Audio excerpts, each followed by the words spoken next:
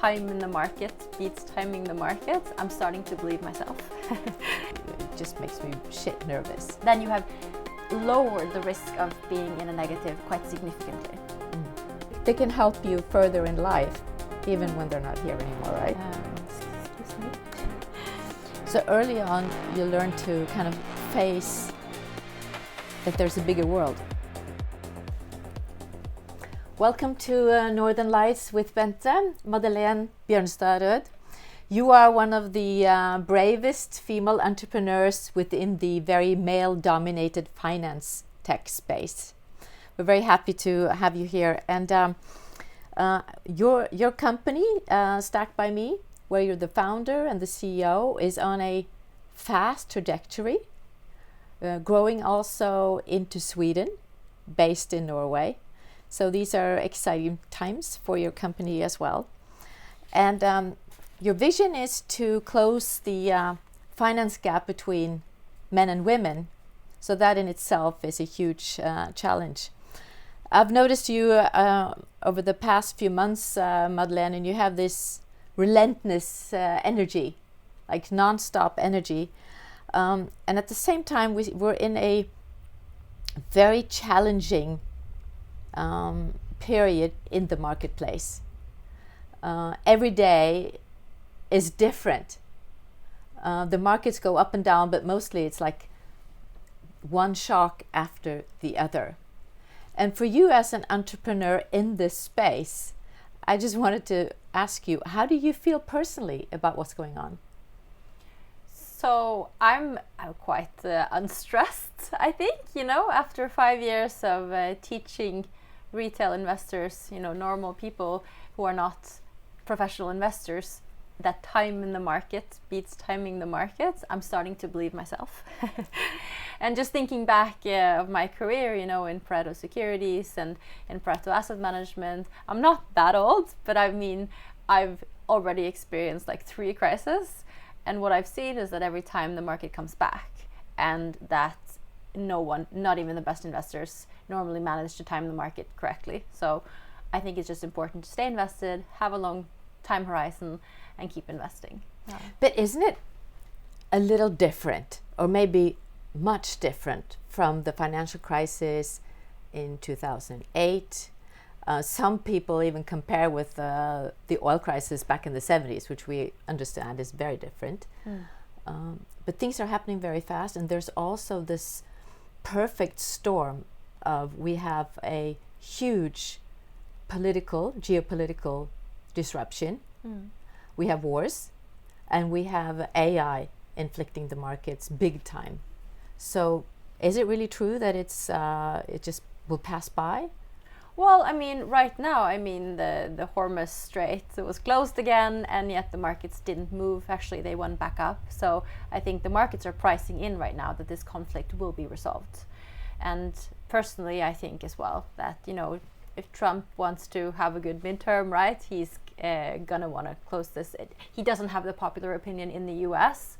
So I think as every time there has been a conflict, it will resolve itself and the world will move on. So you think the businessman in Trump will understand that he's now actually crashing the markets, and he will make adjustments? Yes. Yeah, and that will have an impact. It will have a positive impact on the flows of oil, I think. Yeah. But so back to you. So you don't really feel any anxiety at all. I must be honest with you. I'm into this venture capital space myself, into startups. I notice that I feel more anxiety. I'm more nervous about the development than I used to be. Well, I have also always invested quite a lot in Norway. I feel like this situation has been a very good proof point of what I've been saying as well for years, which is be diversified, not just with a global index, right? Because a global index fund is very US and very tech heavy, right? I've always been, if you're in Norway, you have your salary in NOK, right? You should have more investments in Norway. Also for the Norwegian economy, if you want to contribute to Norway, you should invest at home. So having quite a few Norwegian funds, I have quite a lot of exposure towards companies that are doing well in this situation. So actually my portfolio is up. it's a little bit exaggerated. Like the markets in the US are like flat. They're not even that much down this year. It's like 0 point something. So I think most of the effect for Norwegians have been the currency. The dollar has become weaker. The Norwegian crown has strengthened against the dollar, which means that your investments into dollars have become less worth in Norwegian crowns. But the actual effect of stock prices going down in the American market hasn't been that great. It's been like at max down 5%, and now it's so the psychology of the market. Yeah. You're talking about the Norwegian market now, which is no, this is the global market. Yeah, but how Norway relates to the global market, which is in a way a special case, since also Norway has oil and gas, etc. How about comparing to Sweden, where you actually just entered? So Stack by Me entered Sweden. Do you have the same philosophy? Is the same psychology happening there? So I think it's important, no matter where in the world you live, that you think about investing locally, and that you have a diversified portfolio with some global investments. I mean, a global index or a global fund is a part of anyone's, a good balanced stack has a global fund in it. But you should also have some local investments, especially if you have a local currency. I think that's important to think about, the currency effects. And then also, in terms of building your own country and having news related to your actual investments so that you're updated on your investments, I think is easier if you invest locally. So you manage through this turmoil to stay calm, cool, and collected. Is that what you're saying? Yeah. Yeah. I think so. But do you work differently? I mean, how can you, as an entrepreneur, with the ambition to scale up, to grow your, I would say, small company, at least compared to the bigger companies, how do you work differently? How do you monitor the markets? Are you up 24/7? Do you ever sleep? So for now, we only sell mutual funds and ETFs, and they are traded on a daily basis. So, I mean, it's not as much of a rush as with, instantly traded stocks. So we hope to launch that in 27, of course. But for now, I mean, investing into mutual funds is like longer processes. You have a longer term. Our investors, of course, some are getting scared, but we're trying to communicate that you're not supposed to. And what we see is that most people are staying invested and keeping their monthly savings going. But let's talk more about those who are scared. So I would suppose that many of the people who are committed to Stack by Me, either being a part of the community, your followers, or their investors, they are slightly less calm than you are. Some people I talk with, they say, I don't want to look at my account at all right now because it just makes me shit nervous. That's a really good strategy. Don't look at your accounts. So you approve of that? Yes, I do. And why? Because stock market investments are supposed to be long term. So right. if you keep looking at them when there's turmoil, you increase the probability of doing mistakes like selling. Right. So, and that's what you shouldn't do right now. You shouldn't do. No, I don't think so. I think it's really, really hard to time the markets, and missing out on the best days, just the 10 best days, can half your returns over time. So, and the best days, they tend to come right after turmoil, right? And you don't know when those days are coming. No. And what we see is that statistically... So don't pretend you're a financial expert if you're not. Well, even financial experts... even they can't do it. Yeah, even they don't have a crystal ball, right? Yeah. But so your target group, Madeleine, this is young women, or at least primarily women. Some of them are not as young, but that's your main target group. Yes, women. And they are beginners, many of them in the marketplace at all. They have little or no experience in investing, even in saving. Wouldn't many of them feel more unsure about keeping in the marketplace? Have you lost, for example, people in your community because of what's going on? A few, of course. Headlines do scare off some people. Yeah. But for the most part, we see investors coming in, right? We are actually in a sale, right? So people should be buying. And since we are a growth platform, we've seen a lot of new customers come in. But of course, there was more growth during COVID when, the interest rates were low and, the markets were going up 50% from the bottom. So I mean, obviously we're not in a lucky scenario for a platform like us right now, but it's not terrible.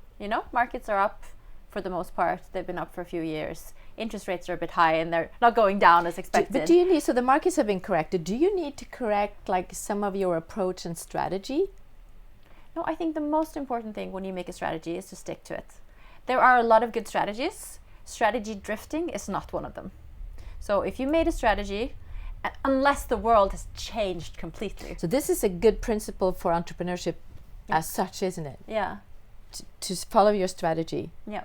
And how about then how do you look at your competitors? Do you care about them? Or how many competitors are there actually within this feminine space? So in the feminine space, not a lot actually. I don't know of any other platforms that are so clear in their positioning as we target women. I've only seen Stack there, and then you have other platforms that are more educational, which are clearly like education about investing for women. But none of them are actual trading platforms at this point. So we're quite alone in that space. And I think that's important because a lot of women also want to be on platforms where there are men. There are men on Stack, 20%. So we have that. But I mean, just the clear we are made by women for women is something which some women are repulsed by. And then some women love it, right? But why is it that in 2026 we need a special platform for women? And why are women so holding back into making investments for their own economy, for their own future? Yeah, so this is very interesting. And, we've been working on this report called From Tradwife to Tradewife, where we basically gathered all of the research that's on this topic, which we're releasing very soon. And what we find is that women are less knowledgeable when it comes to finance. And one very interesting thing that we found in one report is that if you present this calculation to women, which is about compound interests, they answer worse than men, like not as often correct. If you give them the same calculation when it comes to mice reproducing themselves, which is the exact same, it's compound interest, right? The mice are getting more mice and mice babies, and then you have infinite mice in the end. They do that exactly as well as men. So what does that tell you? It tells us that it's about the financial jargon, which scares women off. Like, you just immediately assume this isn't a piece of math I can do because it's related to finance. So is that also psychology? It's all psychology. Yeah, but what about the, how can we call it, the driving forces, the patterns that still shape the power structure of our societies, where finance is a part of that structure? I think that these platforms were made by men for men, and men have different preferences. I think most women are okay with acknowledging that we are born slightly different and that then we are conditioned differently as well. So it doesn't really matter if it's biological or not. When we turn 30, we are very different than our male counterparts at 30, right? Because most likely you're also, having babies, which is impossible for men. So, I mean, there is different biology. Is that like you turn into a protection mode? Well, there is research. You protect your babies, you protect your family. Isn't that a little traditional? It's not traditional. It's actually proven in research now, brain research, that a woman's brain changes when you get pregnant. You become more empathic and more social. And it's probably because you want the mother to be empathic and social with the baby, right? And to take care of the family. That's how we've survived hundreds of years, right? And that stays for around 4 years after you give birth. So you think in this specific target group of yours, there are women who are more hesitant than they would otherwise be? No, I don't think that necessarily means hesitance, right? I just mean that we are different. And so, in every other industry, people have acknowledged this, in Nike sportswear, right? They were losing women's shares to Reebok because Reebok was doing, the whole women's community and, more, sympathetic selling. I don't know. We have different values. We're more family oriented. Yeah. We're more community oriented. as women, well, you know, you have the feminine and the masculine values, right? And then all of us have some of everything, and you have women that are very masculine, what we have defined as masculine values, right? And feminine values are typically, and you don't shy away from that. So so you call the finance feminist of Scandinavia. And for some that is actually very controversial again. So there was a time when people like me were kind of the forerunners with women in leadership, right? There were a few of us. And that was maybe a little controversial. And now it's become conflicting again to be a finance feminist. Why do you meet this resistance, do you think? Well, I'm not sure, because it's like, okay, so we're fine with selling pink racers, but we're not fine with selling pink investment apps. I mean, if more women invest, isn't that a positive thing? And if women like to look at pink things where they feel like it was made for them, where they can see that there are other women, so they kind of feel like, I'm supposed to be here, why is that a problem? I struggle, but I think it's still some internalized misogyny, right? Where a lot of women have grown up with this idea that we're not being discriminated against, right? Because only when you believe that, you can really be your fullest self, right? Which is a good thing. And then some women have not been discriminated, but if you look at the numbers and the overall masses, it's very clear. I can relate to this. So you believe you're not discriminated until you experience you in fact are. So that's what happens. And you entered this finance space in Pareto, which is was at least very male dominated, still is a very typical corporate culture. Was that a shock for you? So I don't feel like I was discriminated there, but I mean, there were incidents, like the first time I came into the office, right? The first thing anyone said to me was, oh, are we going to have more women in tight black dresses around here? I mean, right, some young women would have been like scared off by that. And also they had joint men and women bathrooms. And they also That's really radical. And then after a while I discovered there was one toilet which was like unofficially the ladies' bathroom, but that's a different story. I had a few days before I was told. So I mean, it wasn't like a very warm and welcoming environment, but I felt like as long as you were profitable and you made money, you know, you were given opportunities, and in that sense it's very non-discriminating. But you know, as soon as I wanted to go somewhere else, you know, I was 30, I was just married, I went to this interview with a VC, and those were the three first questions. It was, how old are you married, and do you have any kids?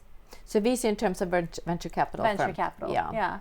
And then when the answer was, I am 30, I just married, and no, I don't have any kids, like the interview was over. Yeah. So in my perspective, this is a little bit of a sad backlash that we are into now. It's not only about women, it's also about minorities, just having said that. There are many people who experience this, not only women. But it is a paradox. After so many years of fighting for equal rights and combating the barriers within social inequality, we still are in this situation in 2026. And so this has also been your vision, is to lift women. Tell us a little bit more why this is also like a vision for you. It's become your passion. You're out there and debating about it all the time. Well, you know, when I started Stack, it was because I saw a gap in the market. Like, we can make money here, right? These women, they have money. They're just placing them on a bank account, or they're spending, you know, the family's joint money, which is theirs, on, you know, interior design and, you know, things like clothes for the children, etc. And then the man is investing, and, you know, come divorce, right? Prenup or not, you need to know that money exists to get it out of the marriage. So, and also I think having invested your own money for a few years, if you come out of a divorce, you are much better rigged educationally to take care of your own money. So a lot of women stay in bad relationships because they don't feel like they have enough money to get out. And so I saw this opportunity, and then it turned into, so for you, it was also commercial. It was commercially driven. To begin with, that was the main thing. That was Madeleine, the entrepreneur. That was Madeleine, the Pareto employee who saw, oh, this is a space where we could probably make money, because it's a very profitable business. I mean, Avanza and Nordnet, they have like 50% net profit margins, which is insane, right? No businesses have that. And then so even if you do only half, right, you still have 25% profit margins. It's still a really good business. And there are a lot of women, it's 50% of the population, nobody's targeting them, okay? If we can do this, it would also help the capital gap, which I think is important. And you know, the more we started like making marketing material and digging into all of the statistics, that's when I became feminist. And it became real. Yeah. It became real. So what is it that women do wrong? So what is that you've noticed? So we can't talk about everybody, but let's talk about the group that you are targeting. What is it they do wrong? What are the mistakes they make when it comes to taking care of their own future or not? So what the research shows is that women actually know less. So it's not actually something women are doing. It's just we are being less informed by parents, by schools. For some reason, we are always telling young girls to save, you know, to budget, to be, you know, stingy with cash. And we're telling the guys to go out there and be entrepreneurs and take risks. So we're risk averse. Women are risk averse. I would say we are more risk aware. So research. Well, that's a little different. Yeah, research shows that women who have female financial advisors actually take as high risks as men. So I think it's more about. So they listen to you because you're a woman. Yeah. Yeah. I think and you know your stuff. Yeah. I think a lot of women are just used to, okay, so this man, he's always taking these stupid risks, right? Are you going to listen to him when he's telling you to do this with your portfolio? I mean, you know he knows a lot of stuff, but maybe you're a little bit like, oh, well, I don't want to be as risky as you kind of thing. Or it could be that maybe women are talking the same language, right? Yeah. I can tell you why this is really good for you in a way that you will understand. Like, this is good for your pension. Yeah. So when this financial media recently, they've written about you, you are actually put under a lot of scrutiny for those who don't know, because you're putting your face out there and you're saying these things. And they accuse you of sugarcoating and wrapping everything into pink. And why would you do that for women? So they don't like it.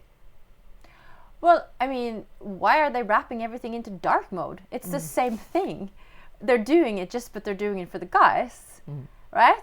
Why are all of the pictures of men? It's because men feel related to, they can see themselves as these men, right? So we're just doing the exact same thing, but for women. Okay, we're showing pictures of women and we're using warmer colors, you know? And honestly, I mean, if you come into a home, I mean, I used to go to a skiing academy actually, and I lived with boys for a year, and then I've lived with girls, and it's always cozier. You know, if you come home to a woman's apartment, you know, there's plants and, you know, it looks nice, it's decorated. You know, very often if you come home to a man, you know, he has beer in the fridge and he has a black couch. But that he has beer in the fridge. Yeah, he has. We got to give him that. Yeah, he has to give him that. I'm stereotyping now. Yeah, so you are. I am stereotyping You're now. very much stereotyping, but it's okay. It's okay. I mean, my husband had lots of nice colors. He's bought most of our furniture. Yeah. So, I mean, there are exceptions. But we got it now. Yeah, you got it, right? So, but I'm just thinking that most men want to live in that cozy home as well, right? So I'm expecting some guys to come to Stack as well, just because it's aesthetically nicer. It's just that these other platforms haven't had the need to do it. I think you will. Yeah. Because what's also happening, what I find, many years older than you and with different experiences, what I find is that when I say some of these things that were considered to be soft, the men appreciate it. So there is an interesting shift also. I would make that claim. Yeah. But Madeleine, were you born to be an entrepreneur? I don't know, but I mean, I was born into a family of entrepreneurs, and so it was a very natural route for me. I grew up with, actually my mom and dad, they were running a furniture shop when I was born. And you're half American?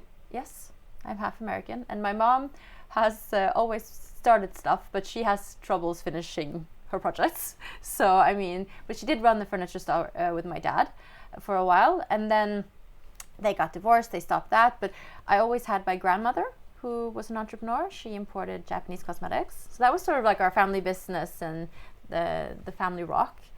And my grandfather also ran a business importing Japanese machinery for farming machinery, agricultural machinery. And so, I mean, everyone's just starting things, and then some things work out and some things don't. But your grandmother has been like an icon and a true inspiration for you. Tell us about your grandmother, how she inspired you. Yeah, so I mean, growing up, we were always like, everyone was asking grandma for, for money or for time. She was very flexible, and she could always, pick us up. My father was a single dad after the divorce, and they divorced when I was like 2. And so, he was a pilot. Sometimes, we had summer holidays and he couldn't take us, or, he was flying late, and she would always come and pick us up, and they would take us on holidays. But still, I lived with her when I was studying at NHH, and she could be in the office until 2 in the morning, right, to finish up. She just loved her job, and that was very inspirational. It was like, okay, so you have this woman who just loves her job. She's so energetic when she's doing it. She's having fun. She was a forerunner. She was an early mover. Yeah. Not a lot of women were starting businesses in the 1980s. Tell us about her business. So she was importing Japanese cosmetics, and that was also kind of cool because there would be like Japanese people in the house. She had this big house where when I lived in the basement there during my studies, it was always like I could hear like people coming. So all of my cousins, everyone, it was like the node. And sometimes there'd be Japanese people there, and yeah, they were just very international. So you think that maybe also made you more worldly, because also your dad also took you around the world? Yeah, definitely. I mean, and all of my uncles, I mean, one is married, one from Vietnam, the other one from Ghana, and my stepmom now is from Panama. So, I mean, I think they were inspired. My grandfather was always like, everything is better outside Norway. And, in the 1950s, he was probably right. And then now things are maybe better here on a lot of accounts. But so early on, you learned to kind of face that there's a bigger world.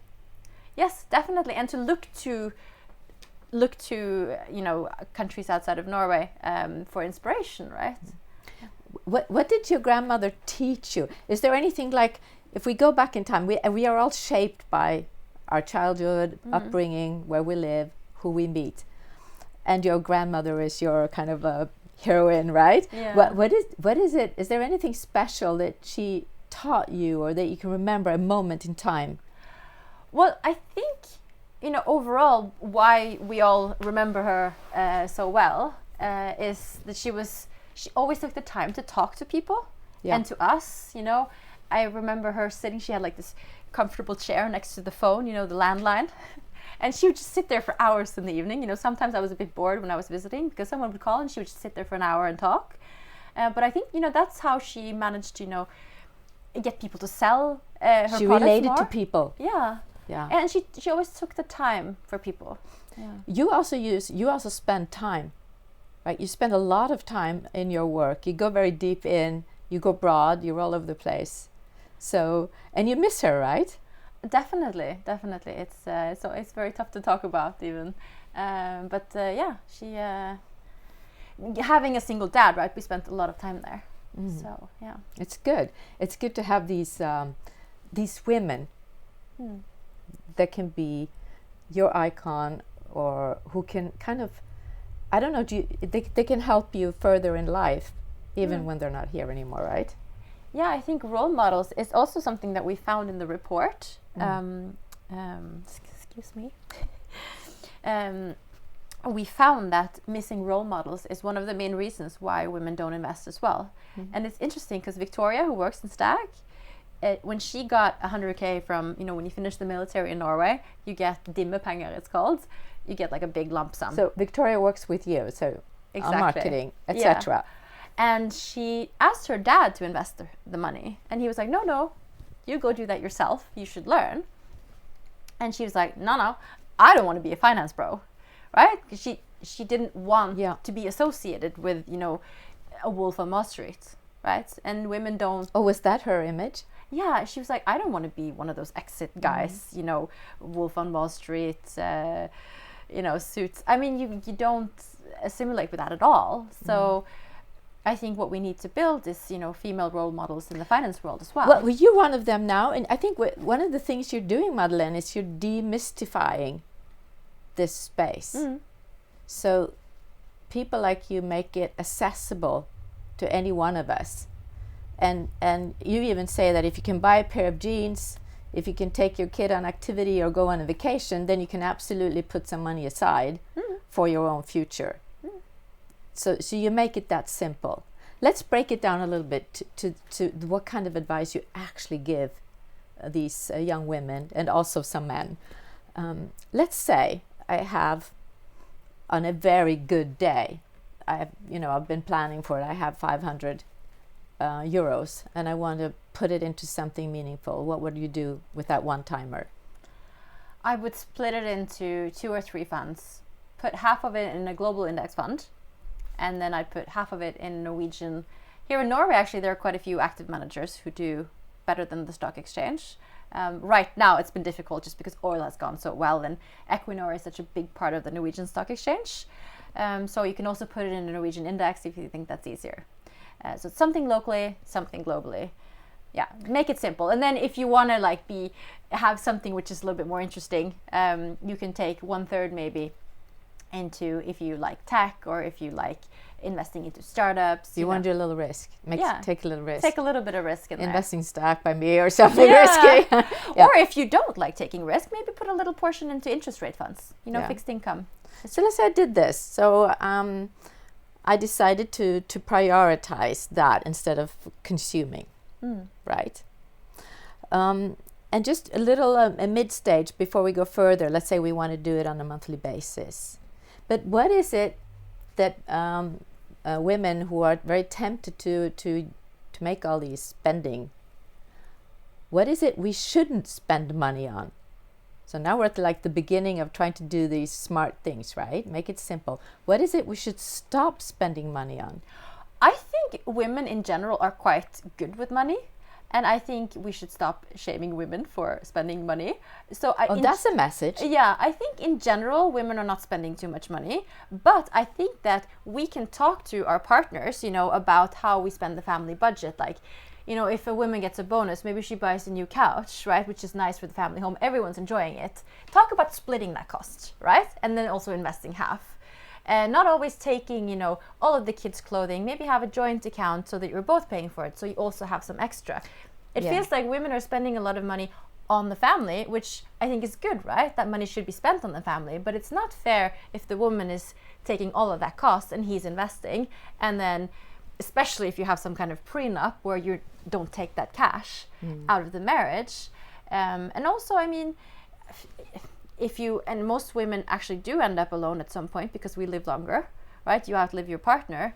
I think it's good for your self-esteem and how to handle that if you have been handling some investments before you suddenly handed it to you. And also I like that you're saying this, that we should stop shaming women for all the ideas that we have that are also just a high value, as buying a new car or a motorbike or whatever. I don't believe women are more are worse spenders than men. Exactly. Looking at my husband, we buy different things, but what does he buy? has a lot of yellow machinery. Okay, so he buys toys. He buys. It's kvistkuttere, I don't even know what that's called. Like stuff for the gardening, like machines where I'm like, anything with a motor. I'll tell you. Yeah, I can recognize this. Yeah. Anything with a motor. But so we agree that you've convinced me now. I'm gonna put 500 euro in as a baseline for my future savings. So let's say I have convinced myself to invest 50, maybe even 100 a month. How do I do this? And when, because that's more important, when can I expect to have any return on that investment, Madeleine? Do I have to put it in for 5 years, 10 years? Well, most years the stock market goes up, right? I think it's 70% of the years. And over time, I think you can expect 8 to 10% returns in the stock market. That's on an average. On a general basis. So 10% is also stock exchange, 8% is like S&P 500. But that varies in different time periods. And I think what's important is that you have time to let it stay in the market and regain value if it falls. Because that's when people go wrong now, right? They exit and they look for the emergency exit. Exactly. And then they lose a lot of interest or a lot of returns. So I think have time. So what's the minimum of time? Be it if you're 25 or 45, whichever age, what's the minimum of time to make sure that you actually get something back? Well, there's never any guaranteed returns, right? And you can sell on a daily basis. You can take it out in a year if you want, and if you have a positive return and you need the money, of course. But the recommended time horizon for stock funds is 5 to 6 years minimum. Then you have lowered the risk of being in a negative quite significantly. There was, and you've seen this in international markets as well, but if you look at the Oslo Stock Exchange, right, it goes down from, in 1 year, you have around 30% chance of a loss, 70% chance of a win. So, I mean, it's good odds, but still kind of scary. But if you wait 10 years, there are no 10-year periods where you've lost money on the stock exchange in Norway between 1950 and 2022. And you still trust in this? Yeah. You still pay trust in it? I still trust in the system, yeah. So I got to bring up a very hot topic, very difficult topic, and I think it would apply both for your community in Norway and in Sweden and anywhere you go in Europe. So there is a little bit of a Europe versus US currently. And if we look at the bigger investment company or companies you invest in, the big tech, which is now the 7 magnificent, because you also include Nvidia and Tesla. These big tech companies are also extremely powerful. They're superpowers in the marketplace. And then you have a rise also in weapon industry. And in Norway is sometimes, being called a war profiteer because we have oil and gas.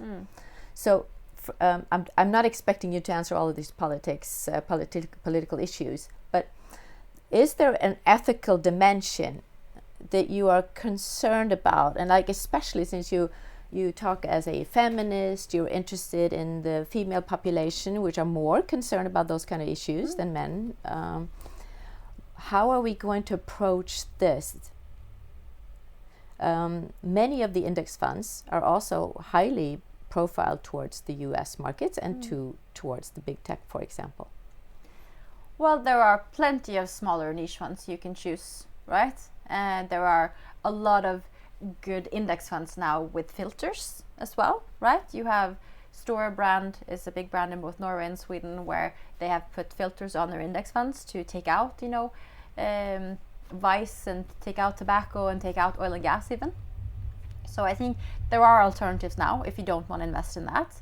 That being said, I think it's very important that women are also invested into those industries to bring, more ethicalness into those industries, like for example into crypto now, right? It's clear that Bitcoin is not going away, and blockchain is a technology which is being used now in several different industries, but women are shying away from it because Bitcoin started as like a black market, a lot of criminal transactions. It's like around 3%, which is high, but then again, most crime is happening in normal currencies, right? That's true. And so I think it's very important to bring women into that, because we ask the questions, also with AI, right? So you encourage women to take part rather than shy away. Yeah, we can't make it better or more ethical or more responsible if we're not part of it. So we also know, fair to say, I should add, since I'm so critical, that also even the Norwegian Sovereign Wealth Fund have criteria now. They're more strict with what they do and don't do. But it is a power game, right? And the way capitalism works, it's not exactly fair. So what's your perspective on like the inequality issues and the haves and the have-nots, and how many of these big companies actually dominate the whole world economy? So I think, just to be very clear, like, don't invest in like sex trafficking or bad things. Like, definitely there are some no-goes, right? But we're not. You have a lot of red flags as well. There are some red flags, right? But oil and gas. If you have a car, you can't really say that I can't invest in that because it's not ethical. The world needs wheels to be greased to go around, right? But when it comes to like the big companies, I think it's up to politics, really. It's not your. Yeah, so the financial markets can influence, but then again, for the capital markets to be efficient, right? it's always going to look for profits, right? And I think that's up to governments to regulate and to create an environment where you don't have... I should definitely have some of those political decision makers in this studio on this show. Definitely. I don't believe in totally free markets. They should be regulated. Otherwise, you will see, like, I read this terrible book about dark money in the US, about how the Republican Party is financed by, for example, the Koch brothers. And just reading about, you know, the super profits they're making while, you know, factory workers are dying, you know. HSE has been something which I'm sure women have been at the forefront of, right? And that's good, right? Women just need to be there and make sure that... we need to be mobilized. That we say no when somebody wants to build a factory that's going to blow away a whole town, you know? Like, then you first have to pay the people for new, nicer homes somewhere else, you know? They're making billions of profits. I get it. And it happens on the ground. The good things. I want to, at the end of our very fascinating conversation here, Madeleine, I want to bring it home a little bit, because so you say that you tolerate what's going on quite well. You're a strong woman, but you're also mom, and you have your family and you have your daily life. How is it that you combine those two? What is it that gives you kind of peace of mind, and how are your daily routines? Well, so I try to get to work early, and my husband delivers the kids. What's early? 8ish. Yeah. I tend to like linger at home doing like some LinkedIn posts and some writing in the morning. So I'm not in the office too early, but I'm always like answering emails or posting something in the morning. You're always on. Yeah. Some customer service and you know whatnot. And then, you know, I pick up the kids. And then, you know, it's nice to have a few hours where you think about something else. And then sometimes, of course, your brain is buzzing. But do they understand that, like, the mom is very busy, or how are you present in the moment with your kids? Well, it was funny because actually one of my kids I was like, oh, can we take a picture together? And he was like, no, you only do ads. And I'm like, who told you that? They don't want to be part of your ads.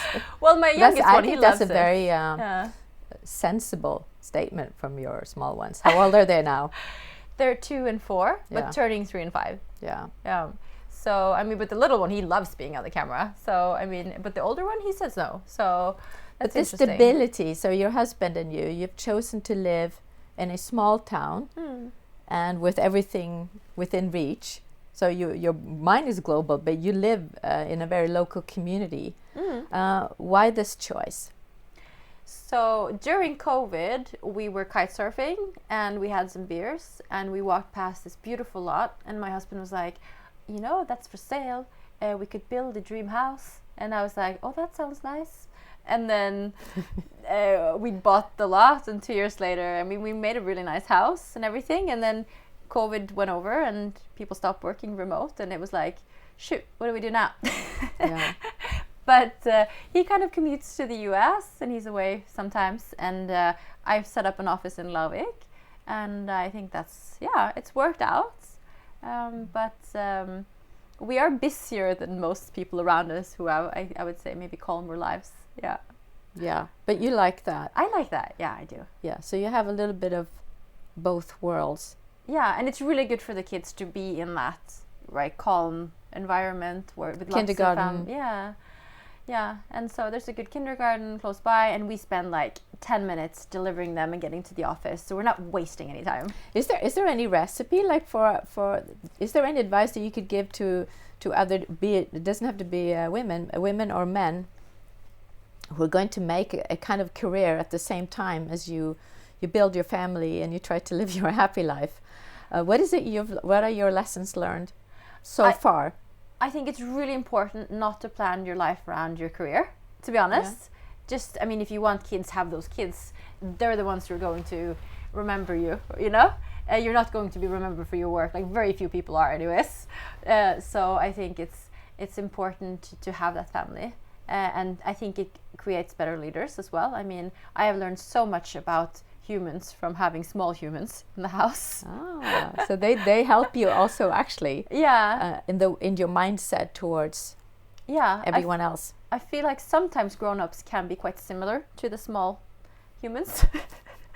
We are humans, right? They're just very small, unpolished versions, right? And sometimes, you know, people have stress in their lives, which brings out bad sides of people, and same for myself, right? So I think it's been a very good lesson. Do they bring you back to your natural self in a way? Yeah, I think they sharpen me more. Like, you have to be a better version of yourself, right? Because, I mean, my normal self would probably just want to tell them, like, you know, just effing clean up, you know. But like, you have to like make it fun and motivate them, right? Yeah, but what if it's like when everything is going bad in your work? In what way does it help to have that social life locally? Well, I mean, having kids and a family and having a social life outside of work, I think, is what keeps me sane, right? It puts perspective into things, you know. If things aren't going well, and I mean, being a founder is always a roller coaster, right? You have the highs and you have the lows, and if there's a low, I mean, it just puts it into perspective. The most important thing is that my kids are okay, right? We're super lucky. None of them have any diseases, you know, they're happy. And I think... So this is as good as it gets, as good as life gets. Yeah, and I mean, as I was telling you earlier, you know, one of the saddest moments I've had these past 5 years hasn't been anything work-related. And what has it been then? It was actually, you know, they're splitting up my eldest son's group of friends in kindergarten. They have been like this really good group of 9 boys and girls, a mix. They play really well together, into 2 groups. And it was like, oh my God, it was like my Norway Cup boyfriend when I was 14, when I had, like, we had to split up because we lived in different towns. You know, and your feelings are more intense when you're 14. But yeah, that was like really sad. I'm like, oh, but they were such a good group. You know, he had such good friends. And what we see with Stack customers is that it's not about the money for buying things. It's the money for freedom to quit a job, you know, quit a toxic work relationship. It's money to spend more time with your children. I think the backlash of women going into the workforce, being expected to do the 3rd shift, do everything at home, and performing at work, and being a great mom, it's just become so much that now we are seeing the value of being able to actually maybe step down a little bit for a period of time. But that is so expensive, and today's society is built for 2 incomes. Right. And so to get there, you need to work with money and be good with money, and maybe invest a lot to make that happen, right? And that's what we are seeing. Like, financial freedom is what people want, at least women, not wealth in luxury. Like, of course, I wouldn't mind that, but I mean, it's not the ultimate freedom goal. Is a vision. 3 of his best friends are now going to That's when you became emotional as well. That made me emotional. But you know, in general, I mean, money is money, right?